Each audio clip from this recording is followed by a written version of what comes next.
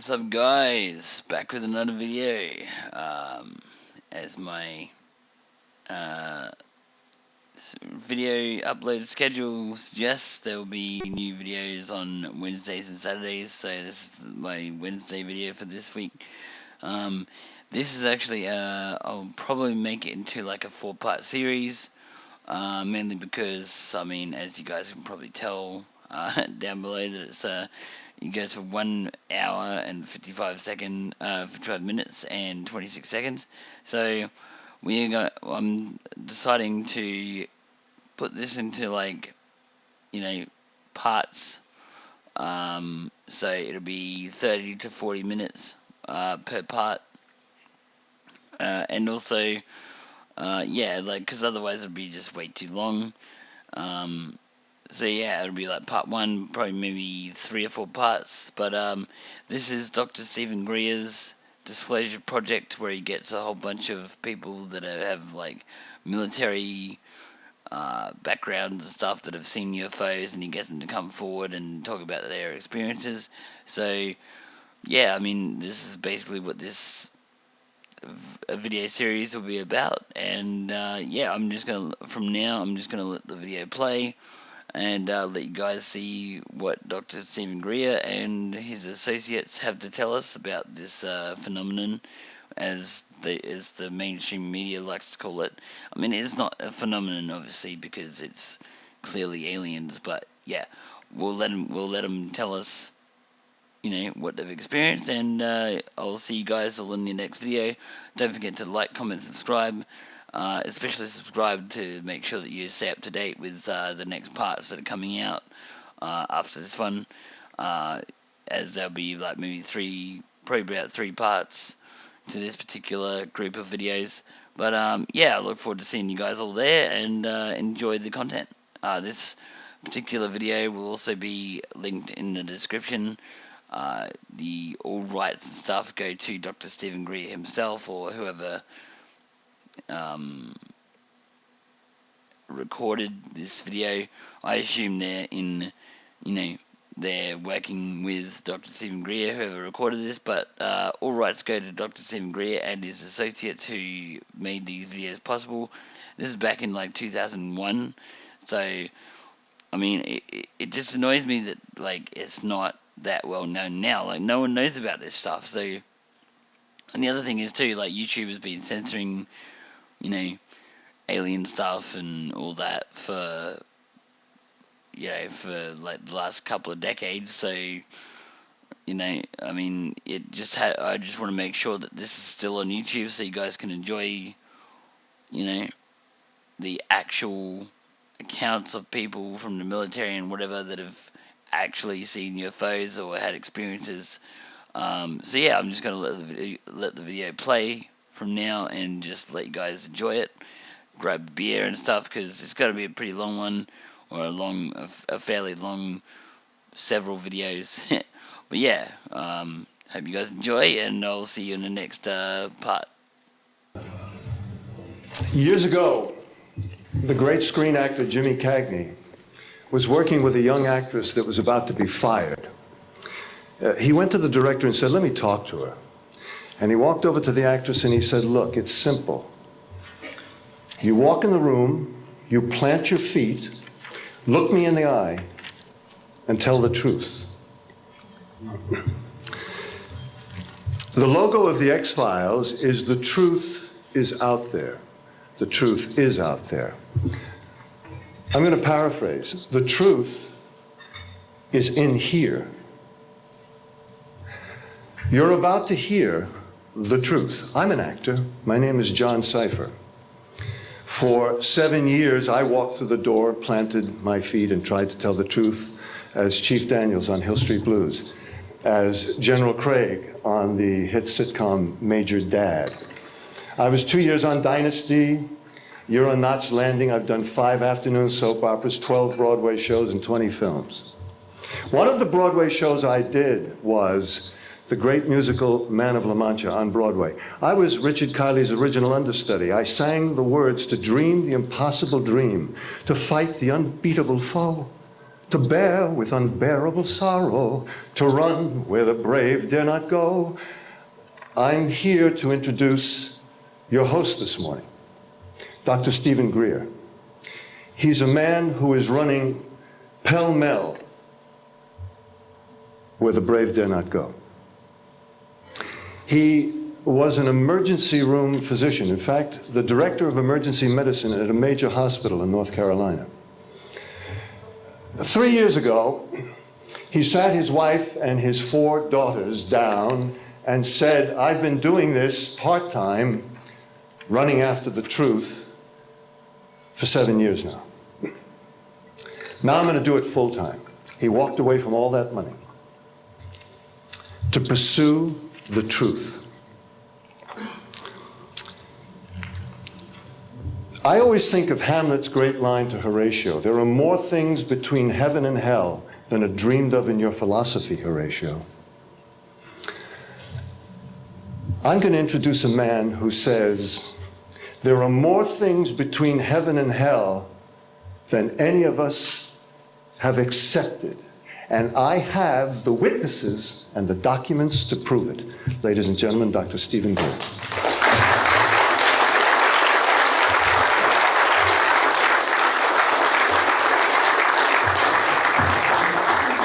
Thank you very much, John. Members of the press, the American public, and people of the world. We are here today to disclose the truth about a subject that has been ridiculed and questioned, denied for at least 50 years. The men and women who are on this stage and the some 350 additional military intelligence witnesses to the so-called UFO matter and extraterrestrial intelligence can prove and will prove that we are not alone. I would like to thank Sarah McClendon, who is with us today, the famed White House correspondent, for her sponsorship of this meeting. Thank you very much, Sarah.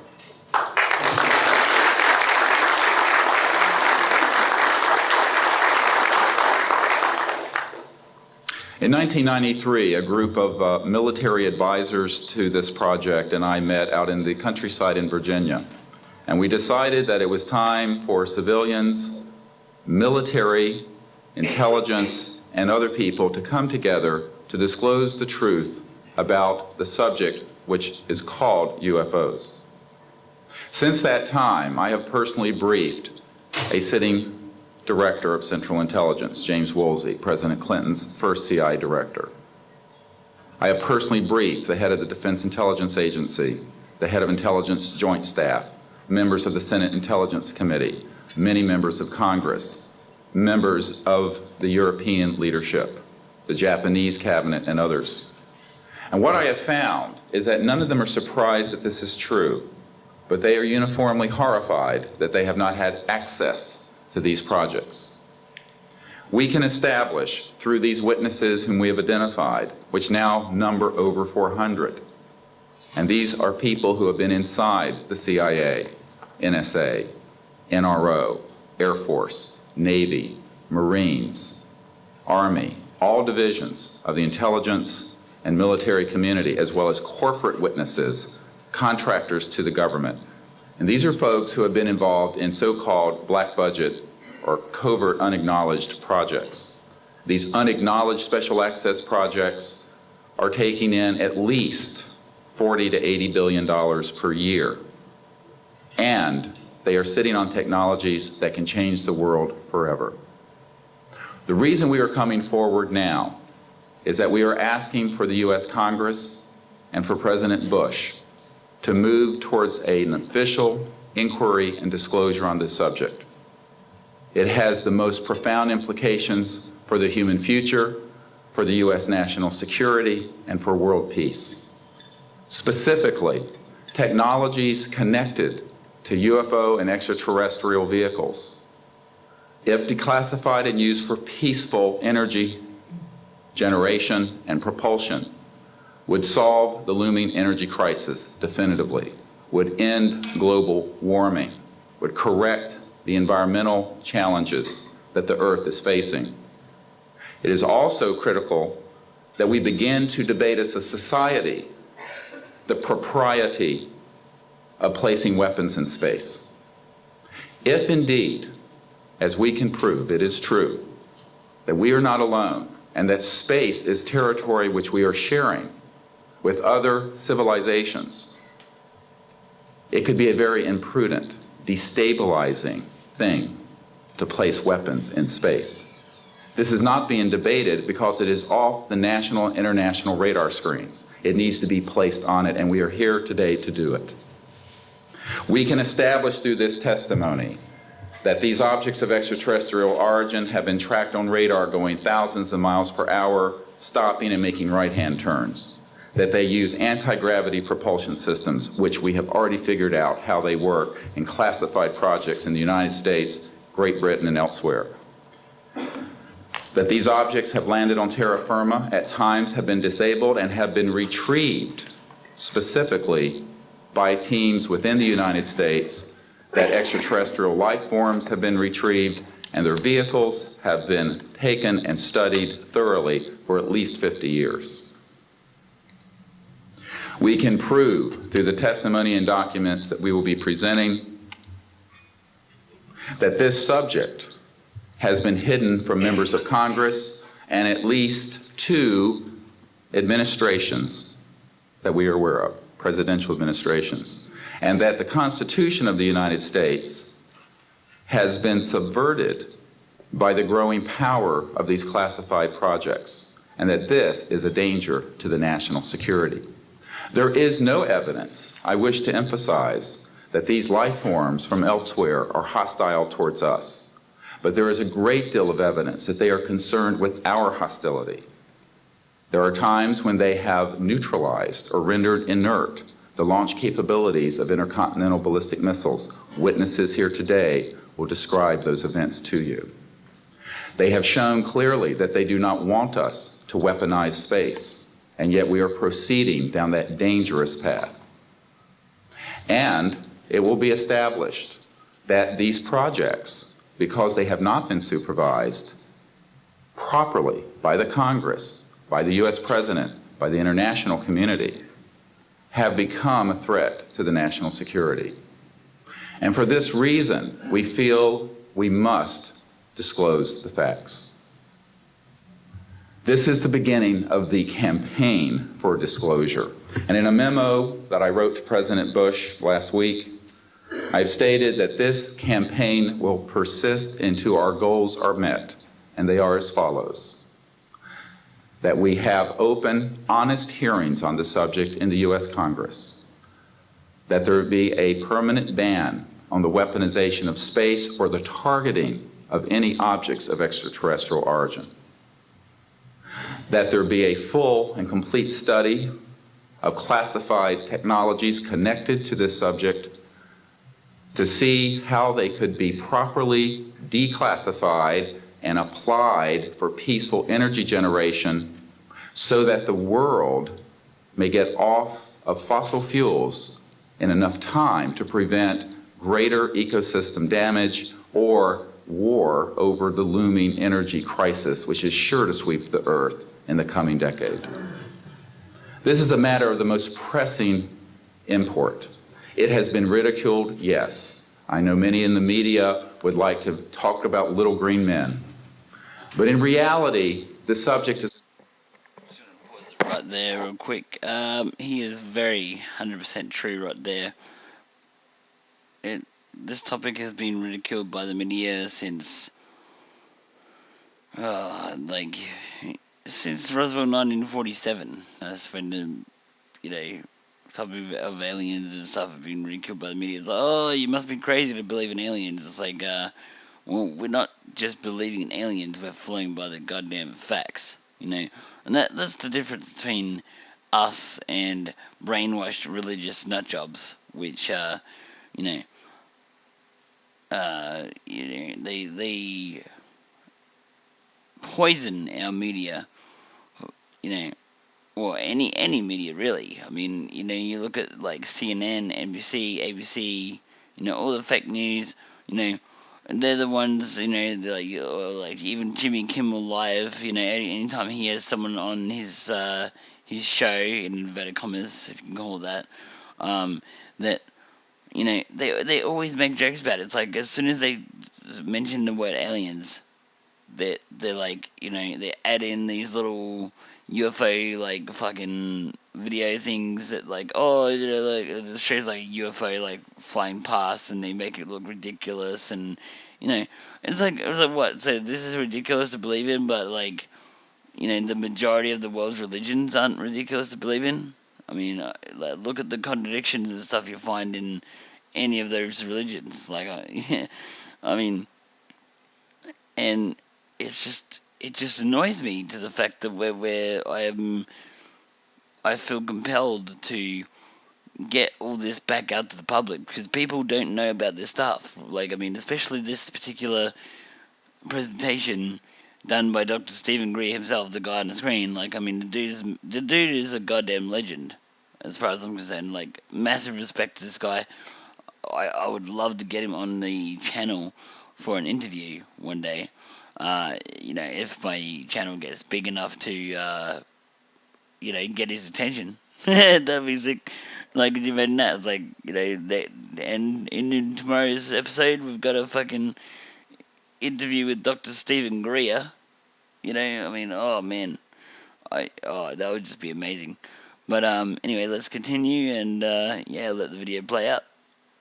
It's laughed at because it is so serious. I have had grown men weep who are in the Pentagon, who are members of Congress, and who have said to me, what are we going to do? Here's what we will do. We will see that this matter is properly disclosed, and these courageous witnesses, the first 21 of over 100 that we have already interviewed on videotape, have... Just real quick, I will be looking for those other videos on those other 100 witnesses and stuff to see if I can find it and upload it for you guys. But this is just the first, series of videos just to get. I mean, you can see the time of the video down below, like 2 hours. So yeah, this video alone will be maybe a 4-part series. But then after that, I'll look for the other interviews and whatever, like anything I can find on it. But yeah, stay tuned for that, and let's continue. Step forward to speak the truth. Now, I expect people to be skeptical, but not irrationally so, because these men and women have come forward and they have their credentials, they can establish who they are, and they have been first-hand witnesses to some of the most important events in the history of the human race. As was pointed out to me by some of the men here, they were charged with handling the nuclear weapons of the United States. Their word was trusted on everything of great importance for the national security. We must trust their word now. As Monsignor Balducci said at the Vatican, in an interview I had with him recently, it is irrational not to accept the testimony of these witnesses. So please be skeptical, but that is not the same as prejudiced and closed-minded. This is a matter of great importance, and I ask the media, the scientific community, and the political community to look seriously at this matter and to do the right thing for humanity and for our children. We have available for the media and for members of Congress a nearly 500-page briefing document with transcripts from dozens of these top-secret witnesses. We have a 4-hour videotape summary. It's not a commercial product, I'll warn you, from this project of the 120 hours that we have in interviews so far. They've been boiled down to 4 hours, and it's available for the Congress to review and for the major media to review. We can establish that this subject is real and has tremendous significance for the human future. I ask on all of you who are listening to contact the members of Congress that represent you and the leaders around the world, other countries, and ask them to hold an honest inquiry into this subject, to support a ban on weaponizing space, since we are sharing space with other life forms, and that we move quickly as a people to understanding that this is the end of the childhood of the human race. It is time for us to become mature adults in the cosmic civilizations out there. To do this, we must become a peaceful civilization, and we must look as we go into space with an intent of cooperating with other civilizations, not weaponizing that high frontier. The men and women who will speak next will do so in order, beginning on your left. They will introduce themselves. I ask for the media to refrain from questions until each witness has spoken briefly about who they are and what they have personally been involved with or witnessed in their government, military, or government-connected careers. At the end, we will have questions. All of you may ask questions for as long as we can stay here, and we will provide you with all the information that you need. So we will begin now with the first of our witnesses, Mr. John Callahan.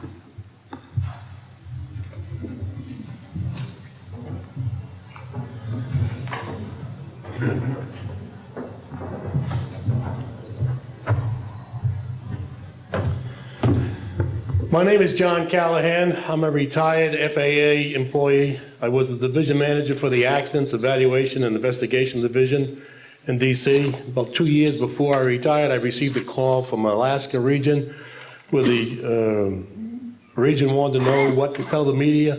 When I questioned, tell the media what, he says about the UFO, and it went downhill from there. What UFO? It turned out I told him what any government employee would do at that time was to tell him it's under investigation. And then I had him send all that data to the FAA's tech center in Atlantic City. The next day, my immediate boss, service director, Javi Safir, and I went to Atlantic City. I had just purchased a new video camera, and I videoed the event. In Atlantic City, we had them play back on a scope, you would call it a scope, a plan view display, PVD, exactly what the pilot seen or what the controller seen, and we tied that in with the voice tape so we could hear exactly what the controller said and what he heard, and we taped it. We came back the next day, briefed the administrator, Admiral Ingen, on what happened. He wanted a 5-minute briefing. After we started the briefing, he wanted to know if he could see the video. We put the video on. He watched the video, the whole video. The next day, he set up a meeting for me to give a dog and pony show to President Reagan's scientific staff and whoever they brought over, and to hand off all that data to them.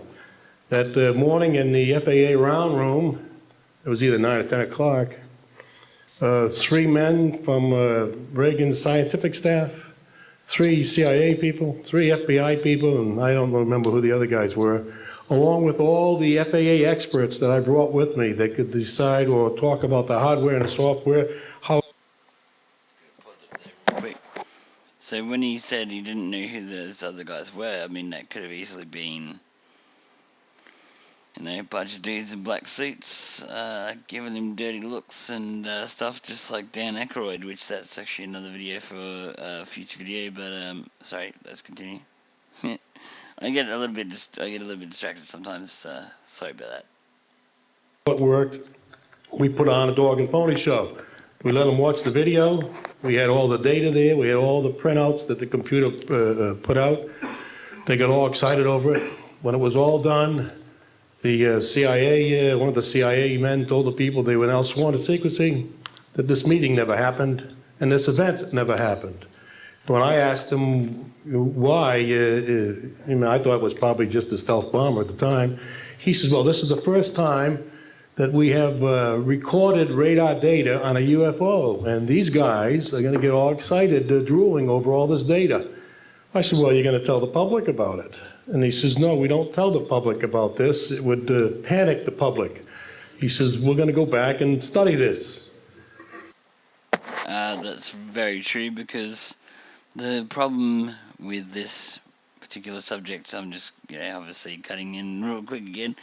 The problem with this particular subject is that it hasn't been released to the public yet. Like, no one, I mean, unless you're a UFO researcher like myself, and if you're subscribed to this channel and, have been either doing your own research on the side or have been getting your information from me, like, it doesn't really matter. Like, you're still part of the UFO community. And the thing is, they're trying to keep this under wraps because a lot of the public, just can't handle the truth. And that the aliens exist. It's like, it's that fucking simple. It's not really that. Once you do your own research, as a lot of you know that will be watching this video, as you do your own research, you quickly realize that it's not only possible that aliens exist, but it's improbable that they don't exist. Like, I mean, the mathematics of of the universe suggests that it's literally mathematically impossible for aliens not to exist. I mean, to actually to not actually exist. I mean, look at the Drake equation, for example. I mean, that basically said that there was at least 10,000 advanced alien races in our galaxy alone. Just our galaxy. None of the other ones. Not the Andromeda galaxy. These other galaxies. Just the Milky Way. There's at least 10,000 advanced alien races in just our galaxy alone. So imagine like a whole universe, and it's probably like 1 trillion galaxies with with solar systems and suns and shit, like different types of suns, different types of planets revolving around those suns and stuff, in the whole galaxy. So planets wise, that'd be like probably like 100 trillion planets in our actual universe alone, minimum. It could be more than that actually, but different types of suns, would make different types of life forms that evolve there. It's nothing to do with like a singular creator, like going around going, oh yeah, I'm gonna make this, I'm gonna make this solar system have this kind of life, like carbon-based life. I'm gonna make this solar system make silicon-based life. I'm gonna make this solar system make methane-based life, or any other variant in between. Like, it's the whole of the universe, and different types of life evolve in different types of conditions. I mean, we've found that here on Earth. Like, we've found, all the beings under the ocean, or not beings, fish and sharks and whatever, all that shit under the ocean, plankton, whales and octopus and squid and all that in the ocean in our own planet. So like, imagine like a planet that's like got like nothing but water on its surface, and not just on its surface, but it goes down by like maybe like 5,000 kilometers underground, but it's all ocean. There's no land. So imagine the types of like sea creatures and shit that could evolve on a planet like that. And then imagine that it's like 10 times the size of Earth. I mean, imagine the shit that could evolve on a planet like that. Like, it'd be crazy. Like, just thinking about that, it's mind blowing. And then on top of that, it's like, you got like the super hot Jupiters. You got like, planets like Mercury, stuff that's super hot. But they could actually have their own form of life forms evolving on those planets as well. They might not even need like proper atmosphere and stuff because they're like underground or something like that. Like, there's all sorts of possibilities when you think about how life can evolve in different ways than, quote, Earth-like planets. Like, I mean, that's another thing that the mainstream media likes to quote all the time, is Earth-like planets. But how many of those trillions and trillions of planets are actually going to be Earth-like? You know what I mean? and it doesn't even have to be Earth-like for life to evolve there in different ways. You know what I mean? They could be carbon-based, silicon-based, methane-based, you know, any sort of other gas-based. They could be like they could be like clouds of gas, and that could be a life form, you know. But yeah, sorry, I'm rambling a little bit, but let's continue. I said, okay, it was what he was going to do. Now, I've told this story many times, and I get sometimes funny looks from people. I have with me the voice tapes of the controllers that were involved, the FAA original tapes. See, after we handed this stuff off to the president's staff, the FAA didn't know what to do with it. We don't separate UFOs from real traffic, so it's not our problem, okay? I have a copy. That was pretty damn funny, to be honest. Sorry. The original of the video that we took, which is rather interesting. And once the thing was all over, the reports started coming into my office, but because it wasn't an FAA air traffic problem, the FAA's report ended up on a table in my office. And it stayed there until I retired, when one of the staffers packed up all my gear and helped it move to my house. Also, in a box I found just a few days ago, in my 1992 tax return, I have the target printouts from the computer data, which, so if you wanted to or look at every target that was up there at the time, you can now reproduce this from this piece of paper here. And it's called the UFO incident, Japan 1648, I believe the number was, that happened on November the 18th, 1986. I will definitely be seeing if I can get my hands on all of this data. That would be sick.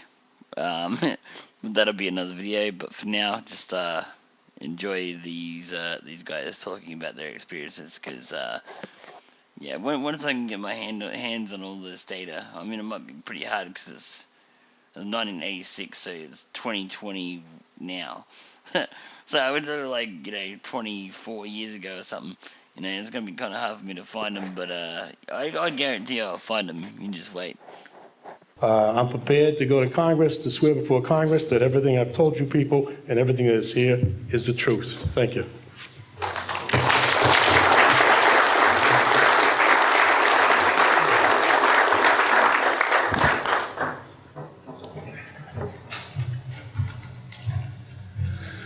Good morning. I hope you'll pardon me. I'm a little bit nervous. My name is Charles L. Brown. I'm a Lieutenant Colonel, U.S. Air Force, retired, subsequently 7 years with the Foreign Service. I like the name Charlie Brown. A gentleman by the name of Charles Schultz, of great talent, sort of elevated the name, if you will. During World War II, I was a young farm boy from West Virginia. I got the patriotic bug, joined the United States Army, ended up flying bombers in Europe, and ended the war transport in the Pacific. Finished college in the late summer of '49, recalled to active duty in the newly formed United States Air Force. I was assigned to an organization called Office of Special Investigations. The Air Force, as most of you know, was formed in 1947. OSI, as a central investigative agency for the Air Force, was formed, I think, in 1948. So everything was relatively new. Needless to say, starting in '47, UFOs were rather new. The Air Force Intelligence, or Air Technical Intelligence Center, was at Wright-Patterson Air Force Base, and I had my office in a building adjacent to it. And our organization was the worldwide investigative agency for the Air Force for any unidentified flying objects. This lasted for about 2 years. The project name was known as Project Grudge. It was a predecessor to a I've heard of the Project Grudge before and done a fair bit of reading on it, but let's continue. Project known as Blue Book, which Ed Ruppelt headed. During my experience with it, I would collect the data from, I didn't collect it, it was sent into my office. I analyzed it. As a pilot investigator, I was able to offer some bits of advice to the air technical intelligence people. Now, you might visualize a massive office, but as I recall, we had a first lieutenant, a secretary, and a technical sergeant. That was the essence of Project Blue Book when it started, or Project Grudge, Blue Book. And Great Project Blue Book. I mean, pretty much anyone who, pretty much anyone who researches UFOs and stuff, I mean, you had to have heard of Project Blue Book. Like, yeah, I mean, you just can't deny that it happened and stuff. Everyone knows that. This is like, that's what makes this that much better, because Project Blue Book and Project Grudge are literally famous. I mean, not so much Project Grudge, but like Project Blue Book at least is one of the most famous top secret classified studies on UFOs that America has ever made. So, sorry, let's continue. expanded somewhat. During the review as an analyst of these various documentary reports, if you will, or documents, I became clearly convinced that there was substance to what was being reported, in that we had ground visual, ground radar, airborne visual, and airborne radar confirmation of some of these sightings. The individuals who made the sightings were everything from airline pilots, military pilots, police officers, some of the people that your lives depend upon on a daily basis. These are very reputable and credible people. I hope that the testimony here from very credible people will convince you of that and will further Steve Greer's disclosure project, in that pressure needs to be brought to bring this to the attention not only of the Americans, but of people all over the planet. These vehicles have been seen and confirmed all over the planet. I am willing to sign a sworn statement or testify to my judgment and to what I have observed. Such things do exist. Please believe me. Please believe those who follow me. Thank you.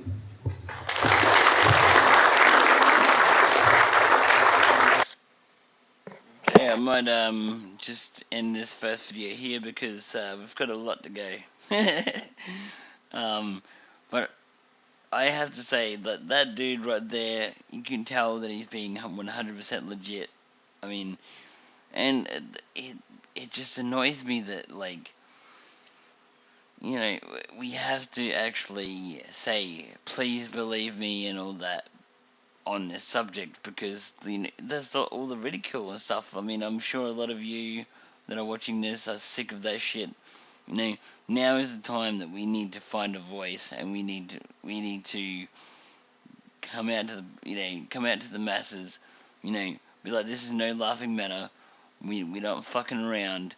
This is what is actually happening right now.